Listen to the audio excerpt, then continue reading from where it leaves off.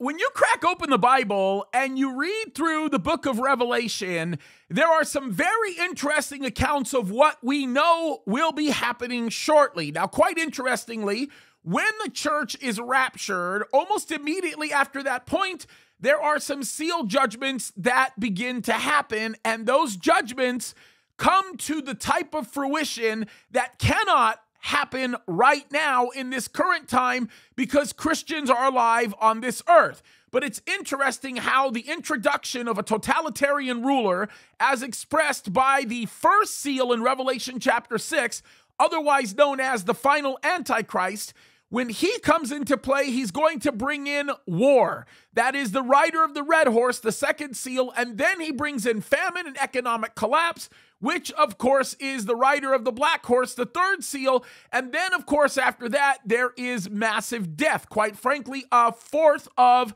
the world's population, as much as potentially 4 billion people. Now, what is absolutely unbelievable when you consider this is, it is at the crux of human nature to see this pattern develop, and everything that we read about in Revelation chapter 6 is in essence the culmination of everything that man desires to do when it executes such a methodology. This is something that is common. It's a pattern that we have seen established here.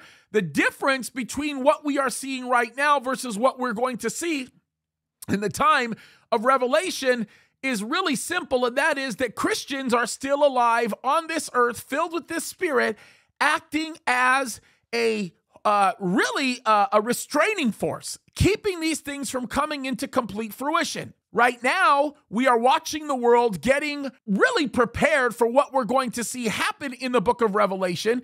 And I'm looking at titles of articles that say things like this: EU official threatens to ban TikTok if it fails to censor content. By the way, they did that with Twitter when Elon Musk took over. And of course, they're continuing to threaten any dissenting voice that expresses anything that is different than their globalist narrative.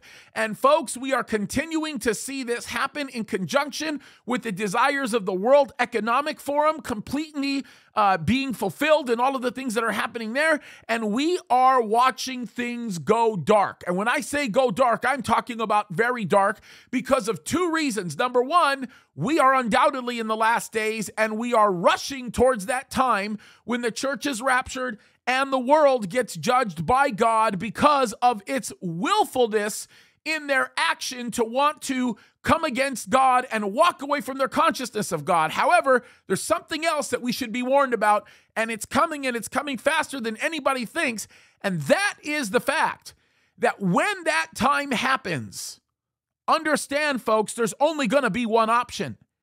You either accept the mark of the beast and you go on living your merry way until you end up dying and experiencing eternal judgment in hell, or you die at the hands of the final Antichrist and maybe experience salvation.